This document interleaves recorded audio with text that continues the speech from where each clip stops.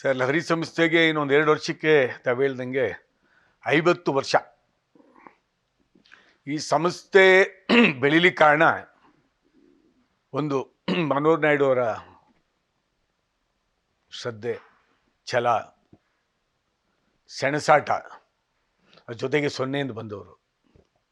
ಆ ಛಲ ಇಟ್ಕೊಂಡೇನೆ ಸಂಗೀತ ಕ್ಷೇತ್ರದಲ್ಲಿ ಇಳಿದಿದ್ದು. ಇವತ್ತು 50 ವರ್ಷ ಆಗುತ್ತಿದೆ. ಒಂದೂವರೆ ವರ್ಷಕ್ಕೆ 50 years celebration.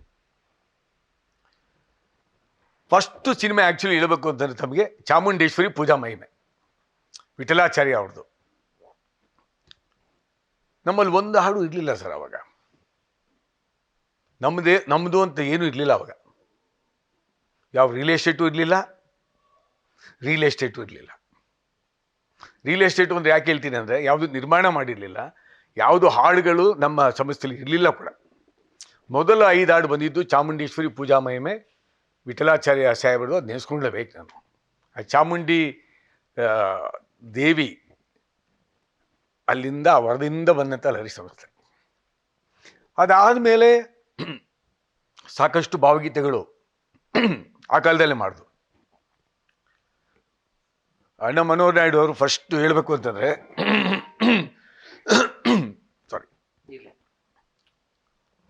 Chennai 70mm Prasad studio 70mm ಅಂತಂದರೆ ಅಲ್ಲಿ ರೆಕಾರ್ಡ್ ಮಾಡೋದು ಅಂತಂದರೆ ಒಂದು ದೊಡ್ಡ ಹಬ್ಬ. 70mm ರೆಕಾರ್ಡಿಂಗ್ ಅಂತ ಕೇಳೋರು. ಭಾವಗೀತೆಗಳನ್ನು ವಿಜಯಭಾಸ್ಕರ್ ಸಾಹೇಬರ ಸಂಗೀತ ನಿರ್ದೇಶನ, KSL ರವಿ, ದಿವಂಗತ KSL ರವಿ ಸಾಹೇಬರು ಮತ್ತು ಸುಲೋಚನಮ್ಮ 70mm ಸ್ಟುಡಿಯೋನಲ್ಲಿ ರೆಕಾರ್ಡ್ ಮಾಡಿಸಿದ್ದಾರೆ ಸರ್ ಭಾವಗೀತೆ ಮತ್ತು ಜಾನಪದ ಗೀತೆಗಳನ್ನು. ಕುನ್ನಕ್ಕುಡಿ ವೈದ್ಯನಾಥನವರ ವಯಲಿನ್ ಸಂಗೀತ. ಭಾಳ ಜನಕ್ಕೆ ಆಶ್ಚರ್ಯ ಆಯಿತು, ಇದೇನು ಇವ್ರು ತಲೆಗಿಲೆ ಕೆಟ್ಟೋಗಿದೆಯೇನ್ರಿ. ಒಂದು ರೆಕಾರ್ಡಿಂಗ್ ಮಾಡಬೇಕು ಅಂತಂದರೆ ಸಿನಿಮಾಗೆ 70mm ಪ್ರಸಾದ್ ಸ್ಟುಡಿಯೋಲ್ಲಿ ರೆಕಾರ್ಡಿಂಗ್ ಮಾಡೋದು ಸಹಜ. ಭಾವಗೀತೆ, ಜಾನಪದ ಗೀತೆ, ಭಕ್ತಿಗೀತೆ ಮತ್ತು ವಾದ್ಯ ಸಂಗೀತಕ್ಕೋಸ್ಕರ ಚೆನ್ನೈಯಲ್ಲಿ ಮಾಡಿದಾರಲ್ಲ, ನಮಗೆ ಗೊತ್ತಿರಲಿಲ್ಲ. ಸಂಗೀತದ ಗಂಧ ಗಾಳಿ ನಮ್ಮ ಮನೇಲಿಲ್ಲ ಸರ್. ಕೇಳುಗರು ಮಾತ್ರ ನಾವು, ಹಾಡುವವರಲ್ಲ. ಸಾಹಿತ್ಯವನ್ನು ಸಂಗೀತ ಕ್ಷೇತ್ರಕ್ಕೆ ಕೊಟ್ಟಿದ್ದೀವಿ ಹೊರತು ನಾವು ಯಾರೂ ಸಾಹಿತ್ಯ ಬರೀಲಿಲ್ಲ ನಮ್ಮ ಮನೆಯಲ್ಲಿ. ಆಮೇಲೆ ಯಾರೂ ಚಲನಚಿತ್ರರಂಗದಿಂದ ಬಂದಿಲ್ಲ. ಈ ಸರಸ್ವತಿ ತಾಯಿ ನಮಗೆ ಒಲಿದು ಬಂದಿದೆ. ತಾಯಿ, ಆ ಮಹಾತಾಯಿ ಒಲಿದು ಬಂದಿದ್ದಕ್ಕೆ ಇವತ್ತು 50 ವರ್ಷಕ್ಕೆ ಹೆಜ್ಜೆ ಇಡ್ತಾ ಇದ್ದೀವಿ. ಸೊ ಇದು ಸತ್ಯ. ಸಂಗೀತ ಕ್ಷೇತ್ರದಲ್ಲಿ 50 ವರ್ಷಗಳ ಸತತವಾಗಿ ಒಂದೊಂದು ಹೆಜ್ಜೆನೂ ಹಿಂಗೆ ಹಾಕೋ ಬಂದು ಅಂತ ನಿಮಗೆ ಎಕ್ಸ್ಪ್ಲೇನ್ ಮಾಡಬೇಕು ಅಂತಂದರೆ 50 ವರ್ಷ ಸರ್. 50 ಗಂಟೆ ಮಿನಿಮಮ್ ಆದರೂ ಬೇಕು. ಆದರೂ ನಿಮಗೆ ಅದ್ಯಾಕೋ ನ್ಯೂಸ್ ಫಸ್ಟ್ಗೂ ನಮಗೂ ಭಾಳ ಸಂಬಂಧ ತುಂಬ ಹತ್ರ.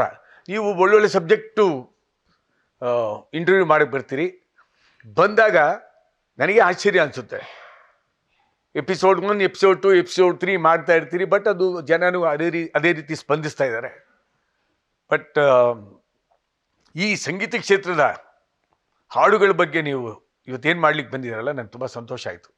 ಯಾಕೆಂದರೆ ಸಾಕಷ್ಟು ಇಂಟರ್ವ್ಯೂಗಳು ಪತ್ರಿಕಾ ಮಿತ್ರರು ಮಾಡಿದ್ದಾರೆ, ನಮ್ಮನ್ನು ಬೆಳೆಸಿದ್ದಾರೆ. ಇವತ್ತಿಗೂ ಕೂಡ ಆ ಪತ್ರಿಕಾ ಮಿತ್ರರಿಂದನೇ, ಅದು ಎಲೆಕ್ಟ್ರಾನಿಕ್ ಮೀಡಿಯಾ ಇರ್ಬೋದು, ಪ್ರಿಂಟ್ ಮೀಡಿಯಾ ಇರ್ಬೋದು, ಸೋಷಿಯಲ್ ಮೀಡಿಯಾ ಇರ್ಬೋದು, ಅವರಿಂದನೇ ನಿಮ್ಮ ಲಹರಿ ಸಂಸ್ಥೆ ಮತ್ತು ನಮ್ಮ ಕುಟುಂಬ ಇರೋದು. ಅದನ್ನು ಹೇಳಿಕ್ಕೆ ಇಷ್ಟಪಡ್ತೇನೆ ನಾನು. ಆ 5 ಹಾಡುಗಳು ಚಾಮುಂಡೇಶ್ವರಿ ಪೂಜಾ ಮಹಿಮೆ ಮಾಡಿದಾಗ ಒಂದು ಲೆವೆಲ್ ರೆಸ್ಪಾನ್ಸ್ ಬಂತು. ಲಹರಿ ಅನ್ನೋ ಒಂದು ಸಂಸ್ಥೆ ಈ ಥರ ಸಂಗೀತ ಕ್ಷೇತ್ರಕ್ಕೆ ಎಂಟ್ರಿ ಕೊಡ್ತಾ ಇದೆ ಅಂತಂದ್ಬಿಟ್ಟು.